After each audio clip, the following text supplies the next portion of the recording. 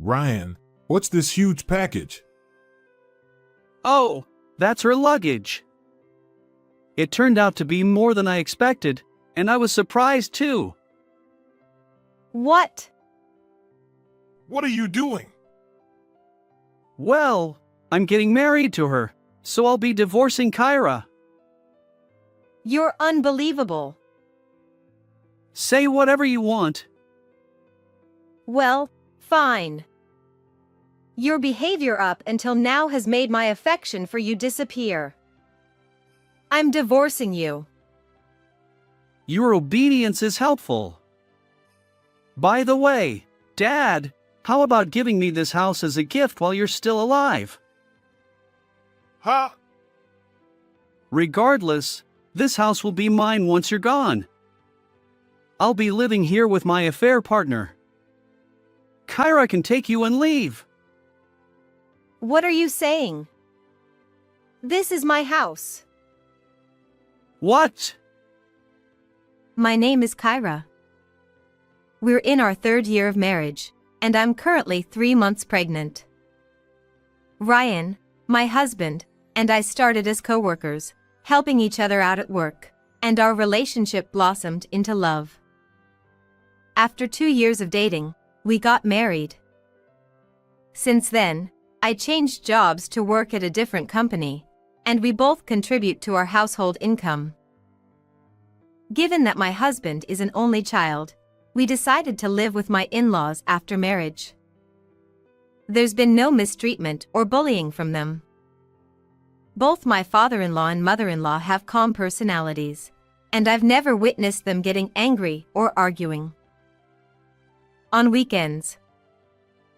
Margaret, what would you like for lunch today? It's hot, so how about a tuna salad sandwich? That sounds good. I'll also prepare a simple side dish. Kyra, you must be tired from work. It's your day off, after all. Oh, don't worry about it. Her cooking is far better than mine. Nonsense! Your cooking is delicious, Kyra. Right, Edward? Absolutely. Thank you. My in-laws treat me like their own daughter, and as someone who lost my biological parents early in life, I feel grateful for their love. Especially my mother-in-law, who often says, "I always wanted a daughter," to the point where Ryan gets jealous. He teases, Mom, you're so focused on Kyra that you forget about me. I believed these heartwarming moments would continue forever. However, when I was 6 months pregnant, I received a phone call at work. It was almost closing time at work.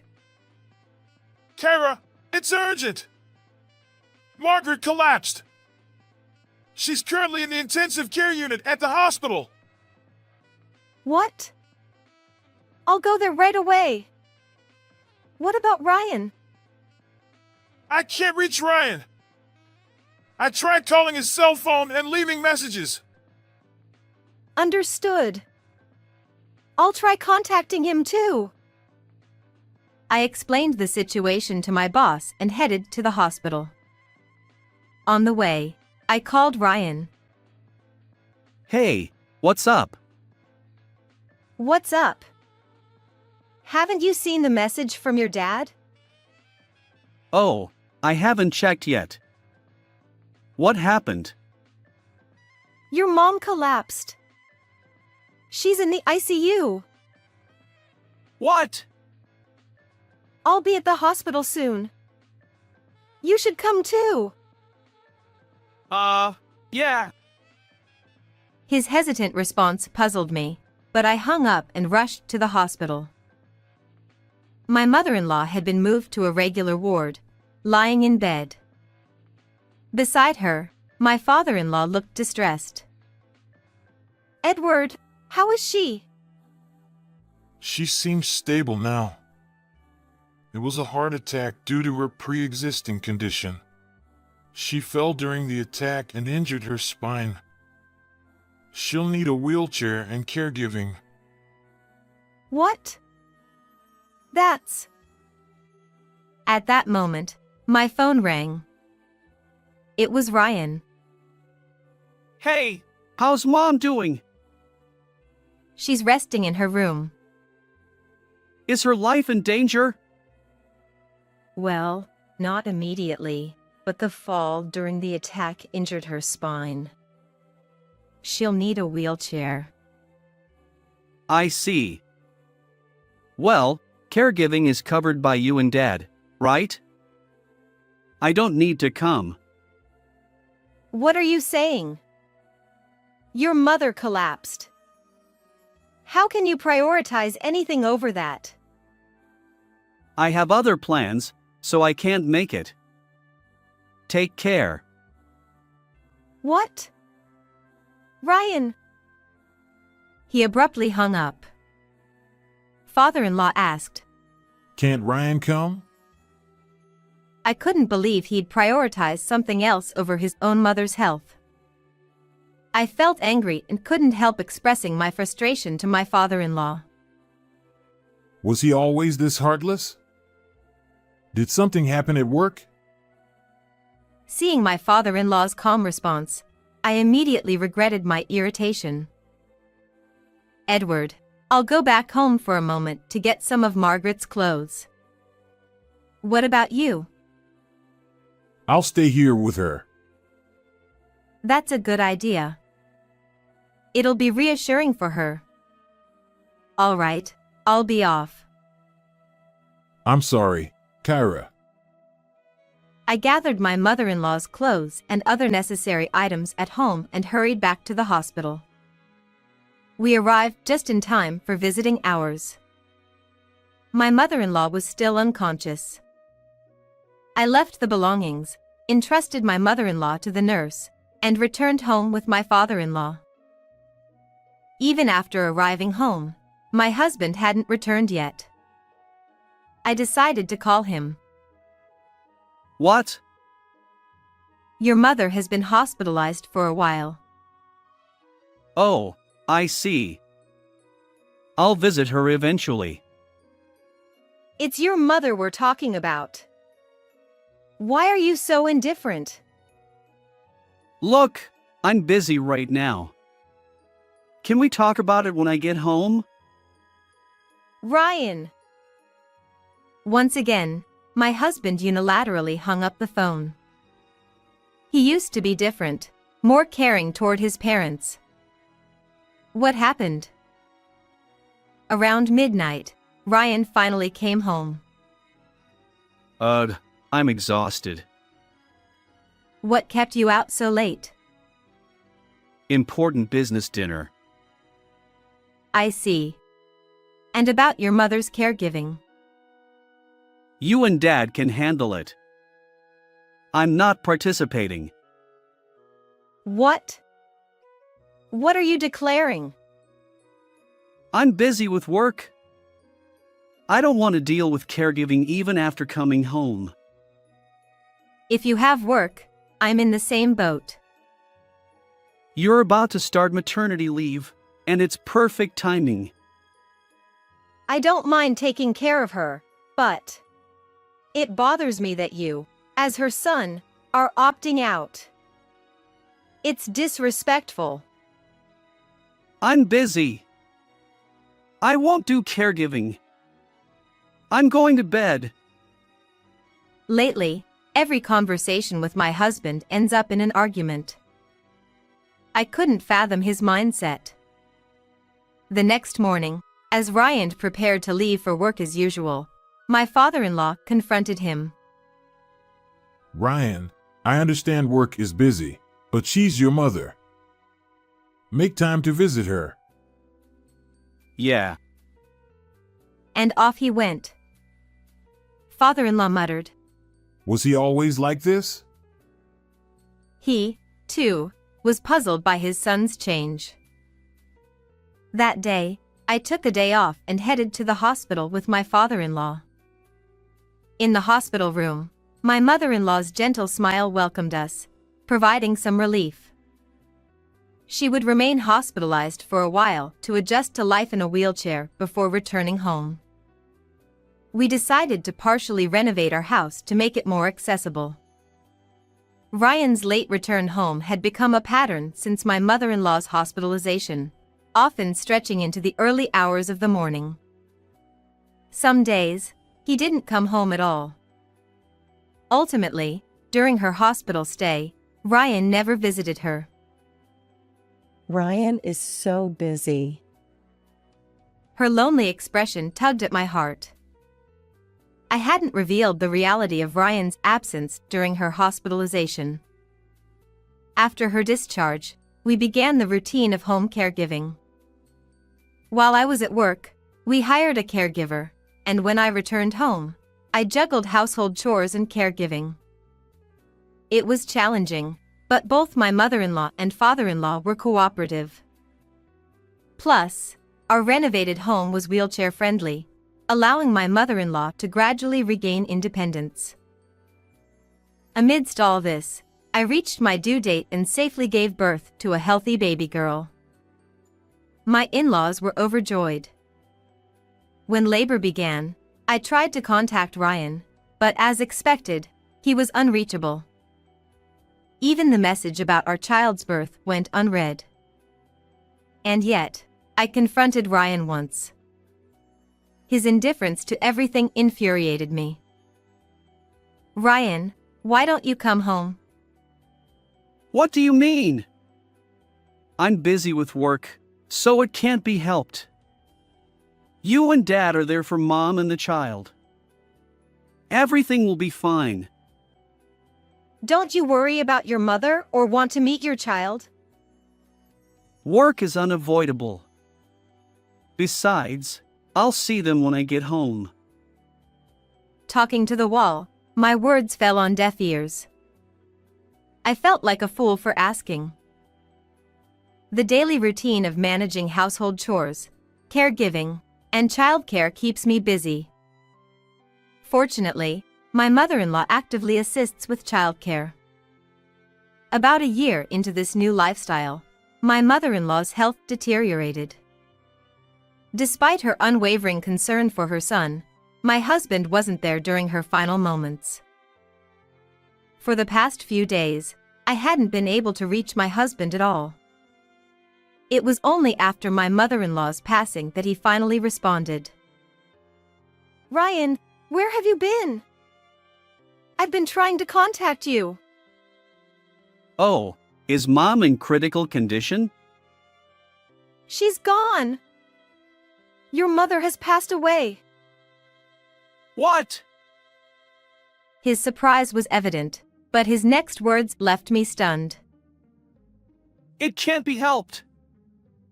I'm busy with work. How can you prioritize work over your dying mother? The company would surely understand if you explained the situation. You're always nagging. I'm busy. Is that so? Busy, huh?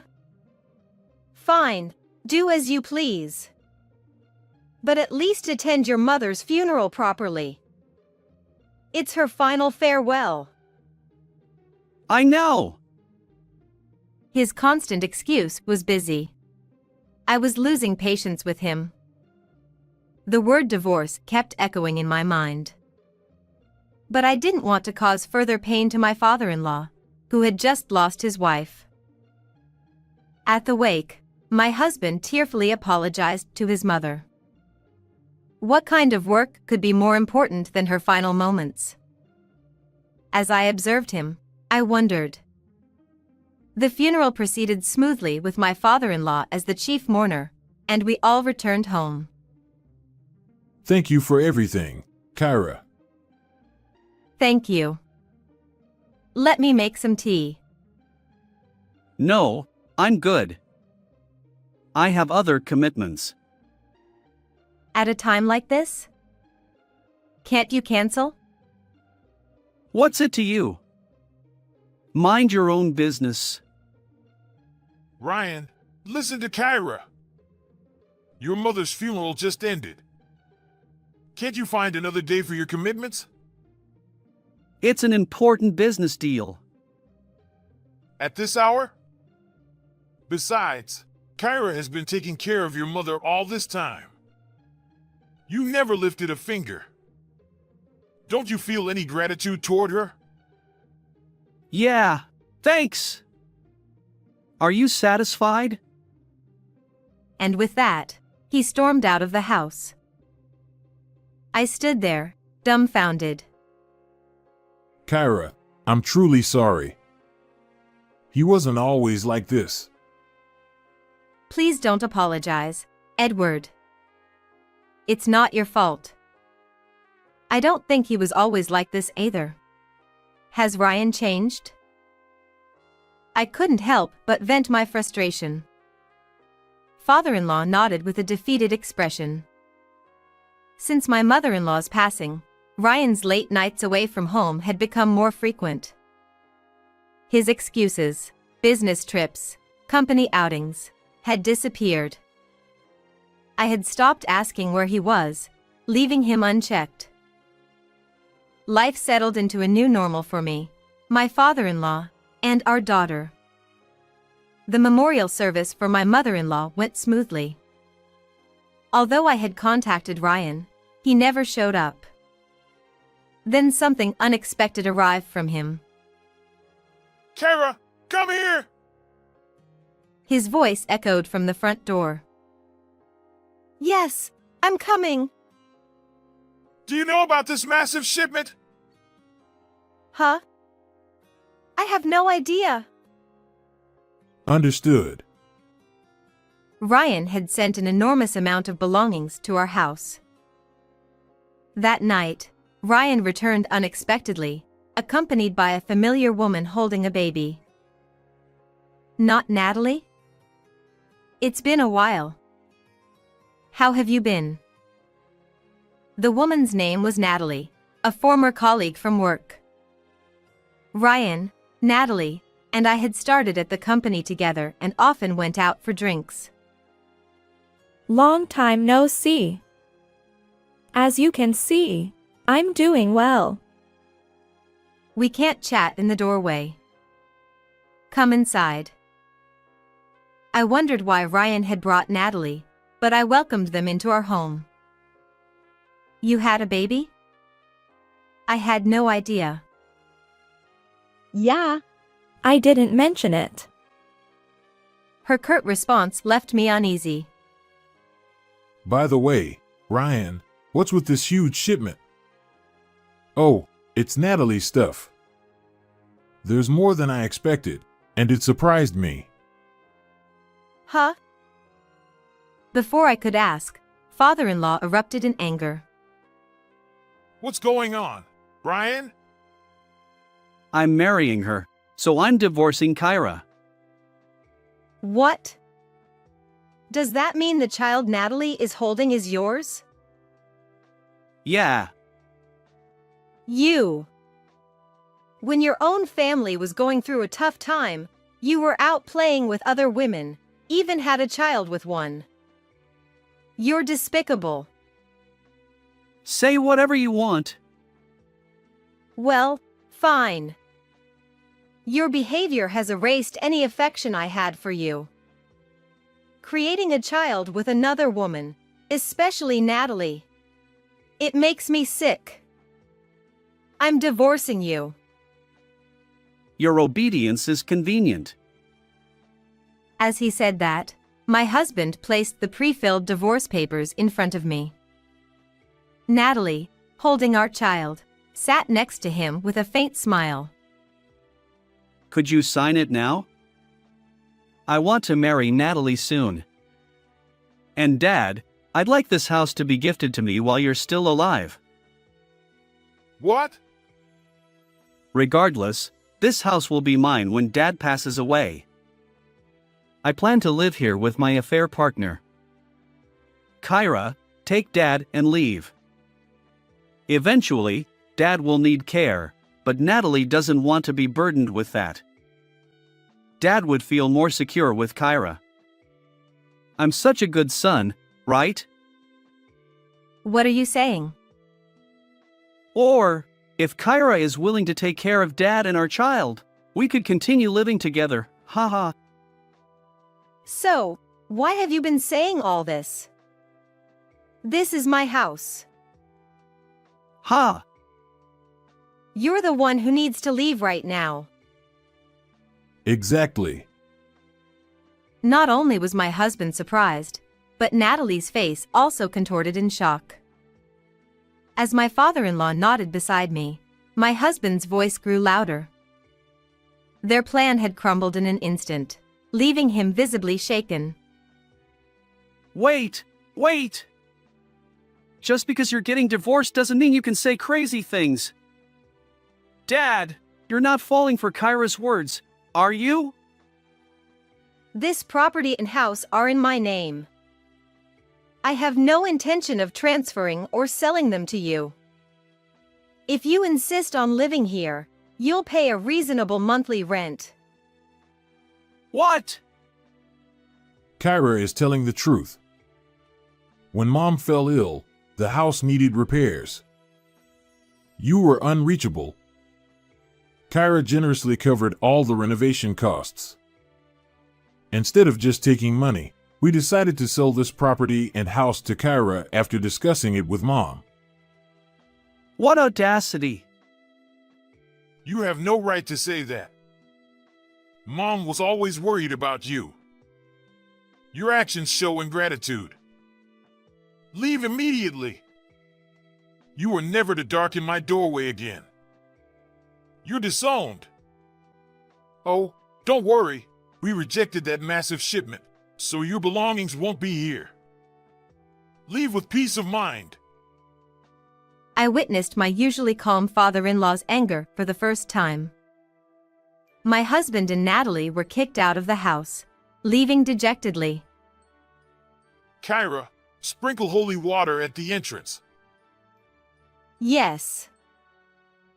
As I gazed at the divorce papers left on the table, I sighed deeply. Kyra, after the divorce, I'll move to a nursing home. Don't worry about me.